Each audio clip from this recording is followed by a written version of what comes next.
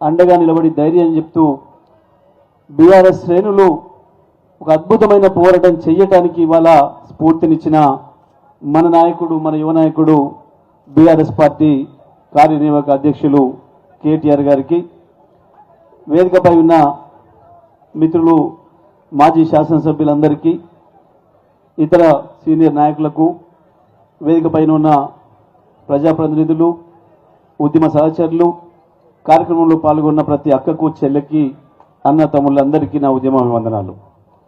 ఏం జరుగుతుంది ఇవాళ? నిన్న మొన్న మనం ఇవాళ ఉదయం కూడా చూసినాం.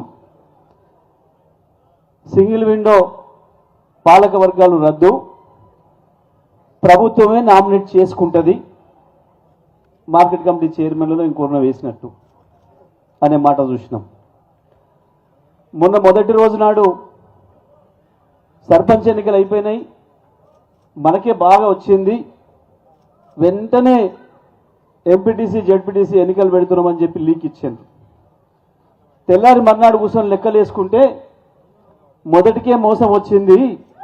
మన వాళ్ళు, పోలీసులు, అధికారులు అందరు కలిసిపోయినా పీకలేకపోయారు, గులాబీ సైన్యం ముందట నిలబడలేకపోయారు. ఇప్పుడు ఆ ఎన్నికలు పెడితే మన పని అవుతుందని చెప్పి పీక్కున్నారు, వెనుకకు పోయింది. ఎంపీటీసీ జెడ్పీటీసీలు పెట్టడానికి భయపడి వెనుక పోయిందన్నా ఇవాళ సింగిల్ విండోను రద్దు చేసి ఎన్నికలు పెట్టే దమ్ము లేక పాలక వర్గాల్ని మేమే అపాయింట్ చేసుకుంటామని చెప్పినా దానికి కారణం నిన్న మీరు గ్రామ పంచాయతీలో చేసిన పోరాటమే, గులాబీ సైనికుల యొక్క యుద్ధమే వాడిని ఉచ్చబోయించింది, ప్రభుత్వాన్ని భయపడి వెనుక పోయేటట్టు చేసింది కాంగ్రెస్ పార్టీని. ఏం చేస్తున్నారు? నిన్న ఇవాళ లీక్ ఇచ్చారు. ఇవాళ ఏం లీక్ ఇచ్చిండ్రు? టెలిఫోన్ ట్యాపింగ్ కేసులో కేసీఆర్కు నోటీసు, కేటీఆర్ నోటీసు, హరీష్ రావుకు నోటీసు ఇస్తున్నారు. ఇప్పుడు ఏడట, ఇప్పుడు ఇస్తున్నట్టు ఇలా లీక్ ఇచ్చి అసెంబ్లీ అయిపోగానే ఇస్తాడట. అసెంబ్లీ అయిపోగానే ఇస్తాడట. ఎంతకాలమైంది దీని మీద మాట్లాడబట్టి? వాడు ప్రభుత్వం ఏర్పడ్డ మొదటి రోజు నుంచి దీని గురించి ఏడవని రోజు లేదు. వాడు కరెంటు మీద ఏడ్చిండు, వచ్చిన రిపోర్టును కిందంగా లోపల పెట్టుకున్నాడు, బయట రానికుండా, ఇది చూస్తే నా ఇజ్జత్ పోతుంది అని.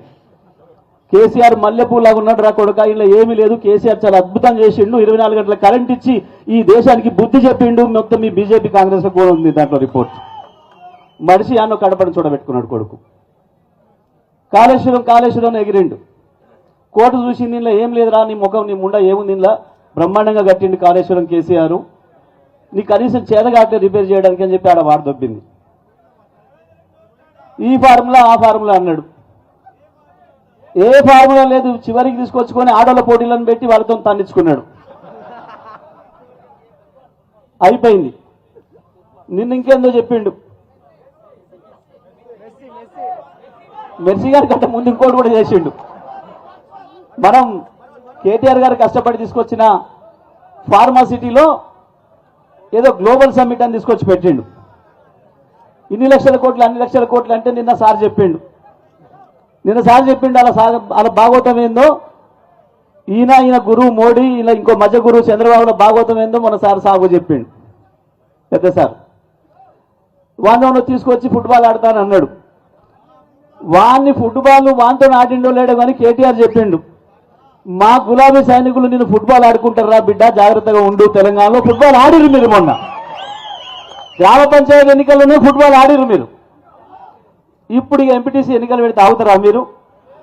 అట్లా కేసీఆర్ ఫోటో ఉండే, కేసీఆర్ ఇచ్చిన కారు గుర్తుండే, ఇక ఆగుతుందా సమాజం? తెలంగాణ ఎట్లా ఎగిరి అంతదో వాడిని వెంబడి తెచ్చుకున్న మెస్సీ గారిని ఇద్దరిని అవుట్ చేసి మంచి బ్రహ్మాండమైన గోల్ కొడుతుంది బీఆర్ఎస్ పార్టీ అనే సంగతి వాడికి ఎరికే. అందుకనే ఇలా అది కూడా పోయింది. ఇక ఇప్పుడు మళ్ళీ ఎందుకు కేసు పెడతా? ఏం పెడతావు నీ ముండ కేసు పెడితే మా ఊర్లో కార్యకర్తలే భయపడలే, మా బగ్గమతలు కూడా కార్యకర్తలు భయపడలే, మా ఎల్లమ్మ కూడా కార్యకర్తలు భయపడలే. నువ్వు కేసు పెడతానంటే కేసీఆర్, కేటీఆర్, హరీష్ పోయి దాచుకుంటారా నన్న? నీ ముండ 2 ఏళ్ళ నుంచి ఏడ్సరే ఉంటుంది. దేనికి మాట్లాడుతున్నాడు? ప్రతి సందర్భం వచ్చినప్పుడల్లా వాడు దొంగతనం చేసి దొరికిన ప్రతిసారి తప్పించుకోవడం కొరకు ఇటువంటి తప్పుడు రాతలు రాయిస్తా ఉన్నాడు. ప్రతి సందర్భంలో ఒక ఎన్నిక రాగానే ఒక లీకేజ్, కేసీఆర్ ఒక సభ పెట్టి బయటకు వచ్చిందంటే ఒక లీకేజ్, దీని మీద ఇదేసినా దాని మీద అదేసినా. కేసులకు ఎవరు భయపడతారు? నల్గొండ జిల్లాలో 100 గ్రామాల్లో పెట్టిన కేసులు. ఆ ఉత్తమ్ కుమార్ రెడ్డి సిగ్గు తప్పి ఓడిపోయిన తర్వాత కూడా కేసులు పెడుతున్నాడు రోజు, నిన్న ఇవాళ పాపం. అక్కడ మన కార్యకర్తలు అందరూ వచ్చింది నా దగ్గరికి నిన్న మొన్న రోజు వాళ్ళే వస్తారు పాపం. సార్ మా ఊళ్ళో 50 మందిని రోజు పోలీస్ స్టేషన్ రమ్మంటున్నారు, మా ఊళ్ళో 20 మందిని రమ్మంటున్నారు, గెలిచిన సర్పంచ్ను వార్డు మెంబర్లను కూడా పోలీస్ స్టేషన్కి వచ్చి కూర్చుకోవాలనుకుంటున్నారు. నేను ఒకటే చెప్పిన, మీరు బాధపడొద్దు, మీరు గర్వపడాలి, సంతోషపడాలి. రోజు ఏనొక అనేది కూర్చుంటావు కదా, ఇది ఇంటికాడ కూర్చుంటావు, లేకపోతే హుజూర్నగర్ పోతావు, అదేందా పోలీస్ స్టేషన్ పోయి కూర్చుంటారు, అది పోయిందేంది? పిలువ కొడక ఇంకా 50 మందిని కూడా చెప్పి పట్టుకొస్తాం, అందరినీ ఊరందరూ వచ్చి కూర్చుంటామని చెప్పు. వాడివికి ఏదేందిగా తెలవడానికి తెడ్డలింగం, వాడివికి ఏదేంది? భయపడతాం ఆ కేసులకు? మరి మనమే భయపడతాం కేసులకు. గింత అనుభవం చూసి వచ్చిన కేసీఆర్ కేటీఆర్ భయపడతారా? ఏం జరిగింది? ఏం చెప్పిండు సారు? ఏం మాట్లాడుకోవాలి మనం ఇవాళ? నిన్నటి దానికి ఒక లెక్క బిడ్డ, రేపటి నుంచి ఇంకొక లెక్క. నిన్నటి దానికి ఒక లెక్క, రేపటి నుంచి ఇంకొక లెక్క. గది చేస్తారు. ఎన్నికలు వెళితే తోలు తీస్తారనే దానికి కొడుకులు తప్పుదారులు పోతున్నారు. ఎన్నికలు వెళితే తోలు తీస్తారని తెలుసు మీరు, అందుకనే తప్పించుకొని మేము అపాయింట్మెంట్లు చేసుకుంటాం, ఇంకోటి చేసుకుంటాం. నిజమే, దేనికి వచ్చిండు కేసీఆర్? ఏమన్నాడు? మీరు నన్ను తిట్టినా 2 ఏళ్ళ నుంచి నేనేమని బాధపడలే, మీరు నా సావును కోరినా నేను బాధపడలే, కానీ నా తెలంగాణ రైతుల ఉసురు తీస్తే అంటే మాత్రం మీ తోలు తీస్తా అని చెప్పాడు కేసీఆర్. నన్ను తిట్టినందుకు తోలు తీస్తా అనిలే, తెలంగాణ రైతుల ఉసురు తీస్తే మీ తోలు తీస్తా అని చెప్పాడు కేసీఆర్. బతుకుండగా తెలంగాణకు ఎవడు చిన్న నష్టం చేసినా, చీమ కుట్టినంత హాని కల్పించినా ఊరుకునేది లేదు అనే మాట చెప్పిండు కేసీఆర్. అవును, వస్తున్నాడు రేపు బ్రహ్మాండంగా నల్గొండ జిల్లా నుంచి యుద్ధం ప్రారంభం చేయబోతున్నాం. డిండి పూర్తి చేయాలి, పాలమూరు డిండి పూర్తి చేయాలి. దానికి కేసీఆర్ వస్తాడు.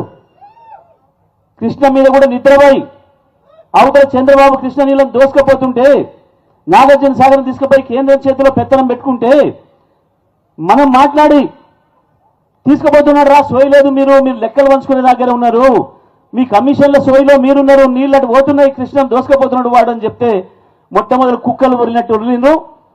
కేసీఆర్ వచ్చి నల్లగొండలో 1,00,000 మంది సభ పెట్టి గర్జన చేస్తే తెల్లారి ఉచ్చబోసుకొని అసెంబ్లీలో తీర్మానం పెట్టింది ఏకగ్రీవంగా, మేము కృష్ణానదిని ఇయ్యం, మేము నాగార్జున సాగర్ని ఇయ్యమని మాట్లాడింది.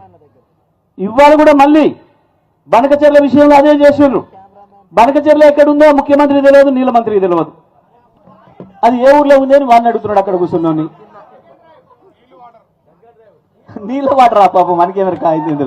ఇప్పుడు అంత ఆగమాగం అయినోడేట, జర పగల అయినోడేట వదిలేద్దామయ్యా, నేను బేచాన్ అయినోడేట ఎందుకో పాపం. ఇవాళ ఏదైతే కృష్ణానది మీద మళ్ళీ ద్రోహం చేసే ప్రయత్నం చేస్తున్నాడో ఈ ముఖ్యమంత్రి, ఆయన కింది గురువు చంద్రబాబు, పై గురువు మోడీ, ముగ్గురు కలిసి చేసిన ద్రోహానికి వ్యతిరేకంగా తప్పకుండా మిమ్మల్ని ప్రజల్లో నిలబెడతా అని చెప్పి కేసీఆర్ బయటికి రాగానే ఇవాళ ఏదో దొంగలీకులు ఇచ్చి ఈ కేసులు పెడతాం, ఆ కేసులు పెడతాం. మేము ఒకటే మాట చెప్తున్నాం, నువ్వు కేసీఆర్ను, కేటీఆర్ను, ఇంకోరినో జైల్లో పెడతాననుకున్నా, జైలునే కాదు మాకు కనపడకుండా తీసుకుపోయి నువ్వు ఆకాశంలో ఎక్కడ దాచిపెట్టినా ప్రతి ఊరికి ప్రతి ఒక్క గులాబీ సైనికుడు కేసీఆరే అవుతాడు, మీ పంతం పడతాడు, మీ అంతం చూస్తారు తప్ప మిమ్మల్ని వదిలిపెట్టేది ఉండదు. కేసులకు భయపడిపోయేటోళ్ళం కాదు, కేసులు అంటేనే ఇష్టం, ఎదుర్కొని వచ్చిన వాళ్ళం ప్రతి ఒక్కరం కూడా ఈ ఊకదంపుడు ఉపన్యాసాలు, తొండ బెదిరింపులతోని బీఆర్ఎస్ పార్టీ సైనికుల్ని భయపెట్టలేరనే విషయాన్ని రుజువు చేసి మొన్న గెలిచిన వాళ్ళకంటే ఓడిపోయిన వాళ్ళకే నేను అభినందనలు ఎక్కువ తెలియజేస్తా ఉన్నా. ఓడిపోయిన వాళ్ళు మళ్ళీ సిద్ధంగా ఉన్నారు, మళ్ళీ ఏం ఎన్నికలు వస్తాయి మళ్ళీ మేము దొరుకుదామని చెప్పి సిద్ధంగా ఉన్నందుకు ఓడిపోయిన వాళ్ళందరికీ కూడా 2 సార్లు అభినందనలు చెప్తూ, గెలిచిన మిత్రులందరికీ కూడా అభినందనలు చెప్తా ఉన్నా. మీకు ఇంకోటి కూడా ప్రలోభాలు మొదలైనాయి, మీకేదో ఇది ఇస్తాం అది ఇస్తాం, మీరు రండి అని చెప్పి పిలుస్తున్నారు. పిలిస్తే పోయిన లాగమైపోతారు. మీరు ఎమ్మెల్యే సర్పంచులు పక్కన పెట్టి పోయిన ఎమ్మెల్యేల పని ఏమైంది? వాడు తిని ఎరిగినట్టు తీసి బయట వేసిండు. ఇవాళ వాడు ఏమంటున్నాడు? కార్డియన్సీ ఏంటోడు కూడా సిగ్గు తప్పి నేను బీఆర్ఎస్లనే ఉన్నా. అరే నిన్ను వదిలేసిన పోయి నీకు విడాకులు ఇచ్చిన వెళ్ళిపోరా అంటే వచ్చి ఇంటి ముందర కూర్చోనట్టు నేను నీతోనే సంసారం చేస్తా, సిగ్గుండాలి కదా కొంచెమన్నా. తినేరికి పారేసినట్టు వాళ్ళని ఎమ్మెల్యేనే వారేసిండు. ఎవ్వడు ఒక్క రూపాయి తీసుకురాలి నియోజకవర్గానికి. పోయిన ప్రతి ఒక్కడు మా నియోజకవర్గ అభివృద్ధి కొరకు పోతున్నాను మాట్లాడి మీరు అందరూ చూసిండ్రు. ఒక్కడంటే ఒక రూపాయి నియోజకవర్గానికి తెచ్చినోడు లేడు. మరి గా ఎమ్మెల్యేలకే ఇయ్యలేదు నియోజకవర్గానికి, ఇక సర్పంచ్లకు ఇస్తాడు వడిపీకి. అలా పోతే పోయిన వాళ్ళు ఆగమైపోడు తప్ప ఎటు కాకుండా అవుతారు తప్ప, ఇప్పుడు వాళ్ళు అయినట్టు ఆది కాకుండా మొగోడు కాకుండా ఏ పార్టీలో ఉన్నా నాకే తెలుస్తలేదని ఒకడు, నేను ఇంకా కేసీఆర్ దగ్గరనే సంసారం చేస్తాను ఒకడు, ఇటువంటి మాటలు మాట్లాడుతున్నారు. ఆగమైపోయినారు వాళ్ళే, ఎవరు కూడా ఆగమయ్యే పని లేదు. 2 రోజులు ఆగుండ్రి. కాంగ్రెస్ నుంచే తండోపతండాలుగా ఇటువైపు వస్తారు తప్ప ఇటు నుంచి అడిపోయేది. ప్రజలు ఎటు మళ్తే వాళ్ళు అటే మళ్తారు. ప్రజలు ఇవాళ కేసీఆర్ వైపే మళ్తున్నారు, కేసీఆర్ వైపే చూస్తున్నారు. కాబట్టి ప్రతి ఒక్కరు కేసీఆర్కే వస్తారు తప్ప మన వైపే వస్తారు తప్ప మీ గులాబీ జెండా అడిగి గుంజుకొని కండవ మెదలేసుకొని వస్తారు వాళ్ళే తప్ప మనకు ఆ కర్మకర లేదు. తప్పకుండా ఈ 2 ఏళ్ళు ఎట్లా ఓపికగా పనిచేయాలనో తొందరలోనే గెలిచిన సర్పంచులను అందరూ కూడా పిలిచి వర్క్షాప్ పెడదామని చెప్పి మన వర్కింగ్ ప్రెసిడెంట్ కేటీఆర్ గారు చెప్పి ఇప్పటికే కేసీఆర్ గారితో మాట్లాడి ఒక తేదీ తీసుకొని వాళ్ళందరూ కూడా ఎట్లా పనిచేయాలి, ఎట్లా తట్టుకొని ఉండాలి, అధికారులతో ఎట్లా జాగ్రత్తగా ఉండాలి అనే విషయాలను కూడా మనం పార్టీగానే ట్రైనింగ్ ఇస్తాం. అందరూ కూడా ధైర్యంగా నిలబడి ఉండండి. ఓడిపోయిన వాళ్ళని స్ఫూర్తిగా తీసుకొని మీరు కూడా పనిచేయండి. ఓడిపోయిన వాళ్ళు గెలిచిన వాళ్ళు అందరూ కూడా ఇదే స్ఫూర్తితో ముందుకు పోయి రేపు కేసీఆర్ ప్రకటించిన యుద్ధం ఏదైతుందో పాలమూరు డిండి ప్రాజెక్టు పూర్తి చేయడం కొరకు కేంద్రం రాష్ట్రం కలిసి చేస్తున్న మోసాన్ని ఎండగట్టడానికి చేయబోయే పోరాటంలో ప్రతి ఒక్కరం కూడా భాగస్వాములు అవ్వదని చెప్పి తెలియజేస్తూ సెలవు. జై తెలంగాణ, జై కేసీఆర్. ఇప్పుడు మన ముఖ్య అతిథులు గౌరవనీయులు తెలంగాణ రాష్ట్ర వర్కింగ్ ప్రెసిడెంట్ కేటీఆర్ గారిని మాట్లాడవలసిందిగా కోరుతాము.